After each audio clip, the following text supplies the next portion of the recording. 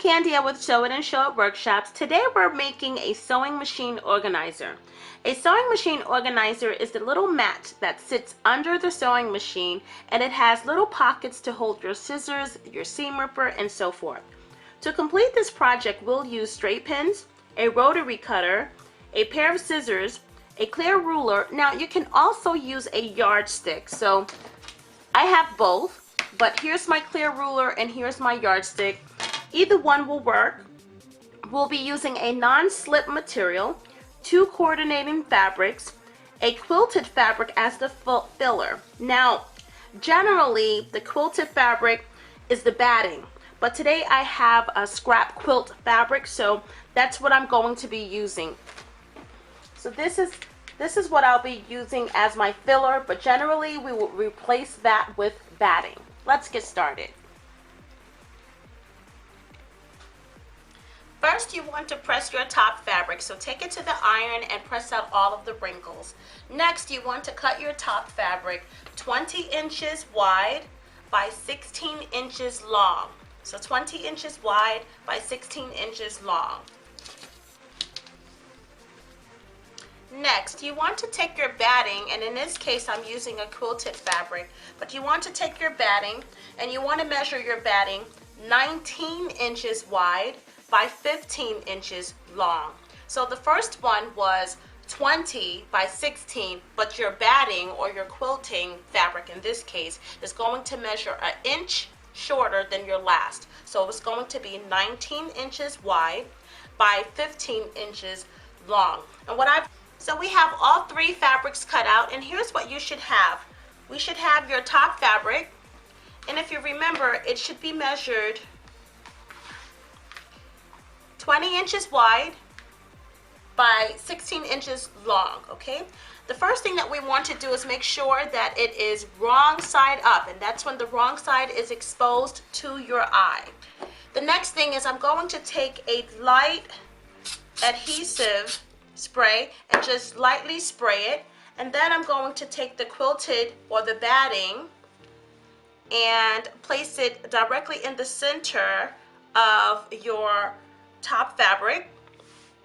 Now, the measurements that I gave you before is incorrect. I told you that it should be measured 19 inches by 15 inches. That is wrong. It should be measured 18 inches by 15 inches. So if you've measured it 19 inches wide, you want to go over and just cut an inch off, because the correct measurements should be 18 inches by 15 inches. Once you've got that done, then you want to center it in your top fabric wrong side. So remember, the right side is down and the wrong side is exposed.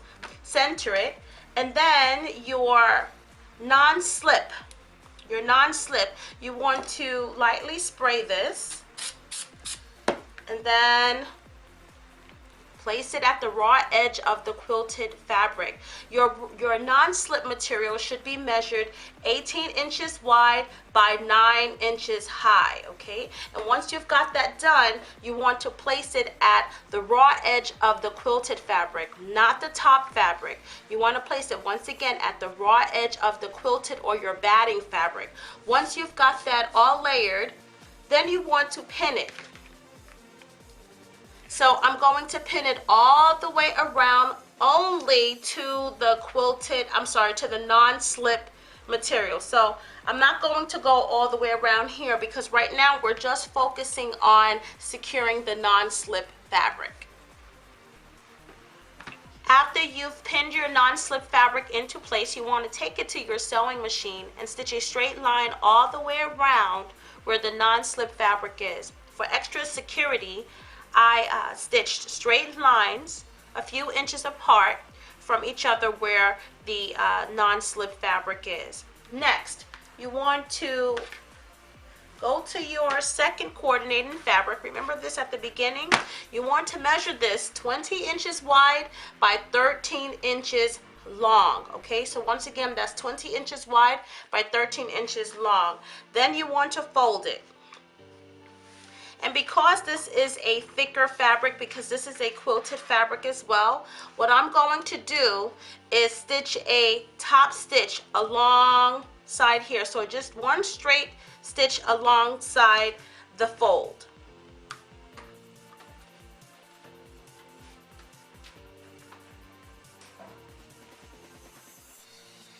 So you see that top stitch that we did gives it a nice finished look. Then you want to turn your top fabric with your non-slip and your batting right side up. And then you want to place your fold at the bottom of your right side fabric. And then you want to pin it in place. And this could be every few inches because you're now creating your pockets. And keep in mind of what you will be putting in the pockets. You'll be putting scissors and a seam ripper. You won't use something like this, even though it could fit. But this really shouldn't be at the sewing machine. But you might want to place a pair of scissors there. So you want to place it just a few inches, and you want to make them random sizes like this. And this pocket is about 1.5 inches, whereas this pocket is about 2.5 inches wide. And then you want to just stitch straight lines down.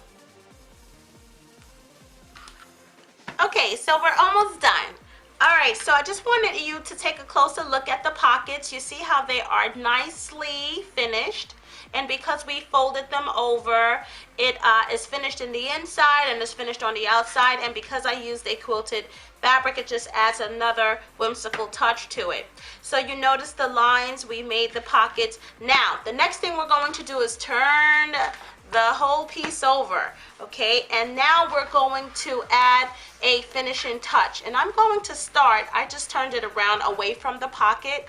I wanted to start where the non-slip surface is. What you want to do is, remember we left 1 inch off. You want to fold it 1/2 inch in and then fold it again over, okay? And then we're going to pin in place. So once again, fold it 1/2 inch in and then fold it over and then pin in place.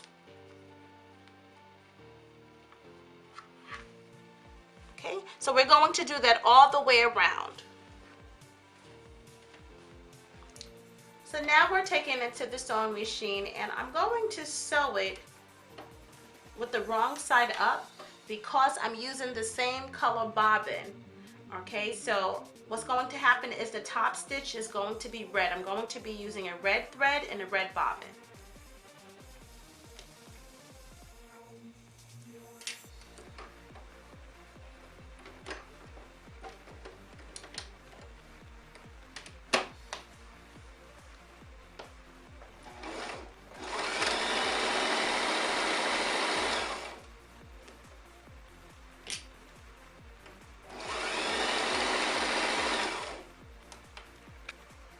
And there, we've made a sewing machine organizer.